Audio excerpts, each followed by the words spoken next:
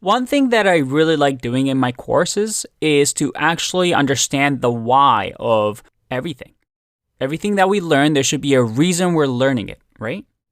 And you might be asking yourself, why do we even care about machine learning? How is that useful and how do we get here? Well, if you think about a business, because most technology evolves from business needs. We have the advent of computers and the ability for businesses to use computers to do things really, really fast and efficiently so that they gain an edge. And then we got spreadsheets.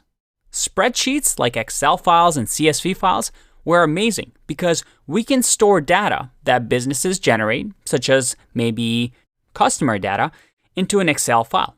And then people got really, really good at analyzing these CSV files, these spreadsheets, to make business decisions. Maybe forecasting that December sales are going to be high because, well, the past 2 years we've had really high December sales because of Christmas. And then as companies got more and more data, we started getting this idea of relational databases. Spreadsheets were great, CSV files were great, but we started getting more and more information and data. And we needed a better way to organize things, to understand things from our data. That's when we got things like MySQL, which allowed us, instead of using spreadsheets, to use a language called SQL to read information from our database, write information to our database, but similar to spreadsheets, use the data that we gathered from the business to make business decisions so that our business becomes even more profitable. And then in 2000s, we had this fancy term of big data. We had big companies like Facebook, Amazon, Twitter, Google that started accumulating more and more data. An insane amount of data that you simply couldn't contain in a spreadsheet. User actions, user likes, user purchasing histories. This idea of big data meant that we had so much data. These companies had so much data. And sometimes, unlike relational databases, which had to be a structured form of data, sometimes we got really messy, unstructured data. And that's when we started getting this idea of NoSQL, where things like MongoDB came into existence, where you can store unstructured data and hopefully make business decisions out of that. Maybe if you were Amazon, you can use customers' purchasing history to recommend different products. And ever since then, this idea of data, getting more and more data, has turned us into using machine learning. Because at some point, we have so much data that as humans, we can't just look like we did at spreadsheets and look at columns and rows and make business decisions.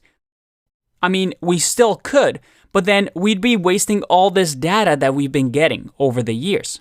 So companies like Facebook and Google that collect massive amounts of data every single day are turning to things like machine learning so that instead of humans looking at the data and trying to figure things out, we give this data to machines so that they're better able, even better than humans, to make business decisions. And this idea of machine learning really came to be because of this growth in data that we received from businesses, as well as the improvements in CPUs, GPUs, that is graphical processing units, and computer advancements.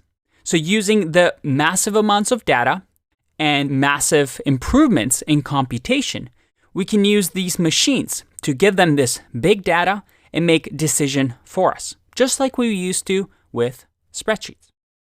Now, this is a simplified version of how we got here, but I hope it gives you a reason as to why businesses like this idea of machine learning.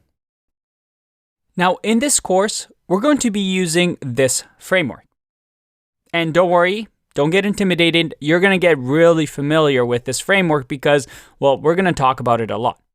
But looking at this, just a brief overview, what do you think the hardest part is? Can you guess? It's this first part right here, grabbing the data. You see, amount of data is doubling every 2 years in our world. With the internet, all the mobile phones and connected devices, we're creating more and more data. But this data doesn't mean anything unless we understand it. Yes, we are producing data, but a lot of this data that we generate is unused. And that's what data science is. How can we use this massive quantity of data that is completely useless right now to something that is useful? And not all data is made equal, right? Some are noisy, some are messy. Where do we grab this data from? How do we find it? How do we clean it so we can actually learn from it? We need to understand what data is and then apply machine learning to it. And the industry is now evolving into these people that we want to be, data scientists. That is, people that can turn data from useless to useful.